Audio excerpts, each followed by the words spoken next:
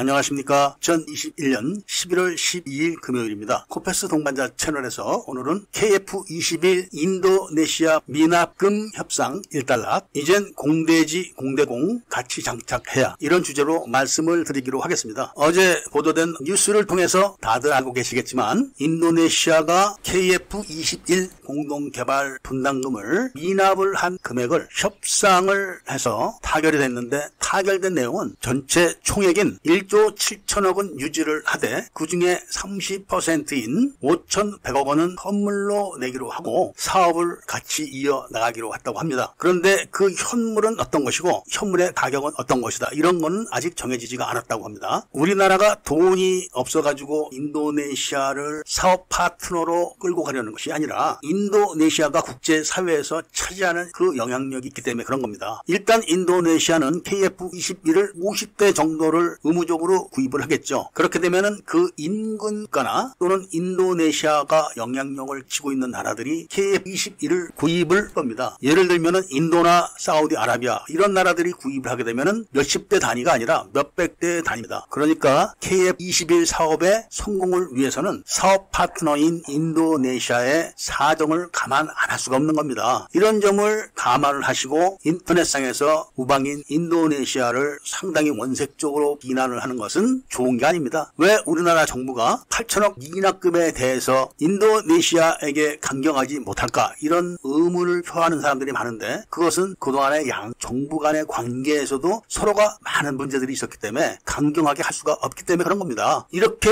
두 가지 이유만 봐도 사실 인도네시아 정부와 우리 정부가 협상을 했다고 해도 과거와 달라진 건 아무것도 없는 겁니다. 인도네시아는 차관을 달라 이런 얘기를 못할 것이고 우리나라는 현물로 받는 수밖에 없는 겁니다. 이렇게 해서라도 사업을 끌고 나가는 것이 양국이 다 좋다고 판단을 했겠죠. 그 다음에 문제는 바로 KF-21의 무장 문제입니다. KF-21은 전투기입니다. 여객기가 아닙니다. 전투기이기 때문에 무장을 해야 되는데 무장이 지금 빈약합니다. 이게 문제인 겁니다. 이거를 빨리 해결을 해야지만 KF-21이 전투기로서 가치를 발휘하게 되는 건데, KF-21을 놓고 인도네시아 정부와 한국 정부가 돈을 갖고 으르렁거리는 것처럼 KF-21의 개발 주도권을 갖고 있는 방사청과 ADD 이런 기관에서 또 으르렁거리고 있는 겁니다. 우리 기술로는 공대공 미사일을 개발할 수가 없기 때문에 그냥 미티어 공대공 미사일을 사다가 쓰는 걸로 결정을 했습니다. 그런데 공대지 미사일은 개발할 여력이 좀 있겠죠. 그걸 가지고 방사청과 ADD가 서로 우리가 해야 된다, 이런 싸움을 하고 있는 겁니다. 결론을 내린다면은 지금 철룡이라는 공대지 미사일을 개발한다고 1조를 놓고 있습니다. 그런데 철룡 미사일이 지금 개발이 됐냐 하면은 그것이 아니라 껍데기만 만들어서 팬텀기에서 분리 실험만 해놓고 1차 개발을 성공했다, 이렇게 선전을 하면서 1조를 요구를 하고 있는 겁니다. 1조를 요구를 해서 성공만 하면 다행인데 그 성공할 수 있는 개발 기한이 최소한 10년이 더 걸립니다. 그렇다면 앞으로 개발 결정을 내려가지고 2025년부터 개발을 시작한다고 해도 2035년 이후가 돼야 됩니다. 그렇다면 10년 동안 공대지 무장이 없는 반쪽짜리 전투기로 있어야 되는 건데 그걸 누가 사가겠습니까? 그러면서 또 FA-50에도 공대지 미사일이 필요하다, 이것도 개발해야 된다, 이렇게 해가지고 터키에 쏨 미사일을 기술을 도입하는 걸로 또 한쪽에서는 사업을 꾸려가고 있는 겁니다. 그러니까 KF-21의 공대지 미사일과 FA-50의 공대지 미사일을 따로 개발해가지고 따로따로 돈을 받아내겠다, 이런 계획을 갖고 질질 끌고 있는 겁니다. 그런데 KF-21과 FA-50의 공대지를 같이 쓰면서 2, 3년 안에 개발이 끝나서 KF-21의 공대공 무장을 장착할 때 같은 시기에 장착을 할 수 있는 방법이 있습니다. 그리고 그런 방법을 사용하게 되면은 KF-21과 FA-50의 공대지 미사일을 같이 장착해서 쓸 수가 있습니다. 그러니까 비용은 대폭 줄어들고 KF-21과 FA-50, F-15K 동시에 공대지 미사일을 장착하기 때문에 전력이 극대화가 되는 길이 있는데도 이거를 지금 안 하고 따로따로 하면서 KF-21 공대지 미사일 개발에 1조, FA-50 미사일 개발에 또 다른 금액, 이렇게 지금 청구를 하면서 방사청과 ADD가 문침을 흘리고 있는 겁니다. 그런데 많은 밀매들이 이런 거는 또 아무 말을 안 합니다. 그리고 인도네시아 정부가 미납금을 연체한 것에 대해서는 아주 원색적인 비난을 퍼붓고 있습니다. 이제 KF-21은 체계 개발만 끝나면은 공대공 무장까지는 장착 계획이 끝나 있는 겁니다. 그런데 공대지 무장이 장착이 돼야지만 4.5세대 전투기 무기로서 역할을 다 합니다. 그런데 이거를 AD와 방사청이 서로 뭘 좀 챙기겠다고 서로 다투고 있는 것과 인도네시아 정부가 미납을 오래 한 것과 어떤 것이 더 문제가 큰 건지 잘 생각해 보시기를 부탁드리면서 오늘 이야기를 마치고자 합니다. 우리 전투기 KF-21의 성공을 바라면서 구독을 꼭 해주시고 좋아요와 알림 설정을 부탁드리면서 이야기를 들어주셔서 감사드립니다.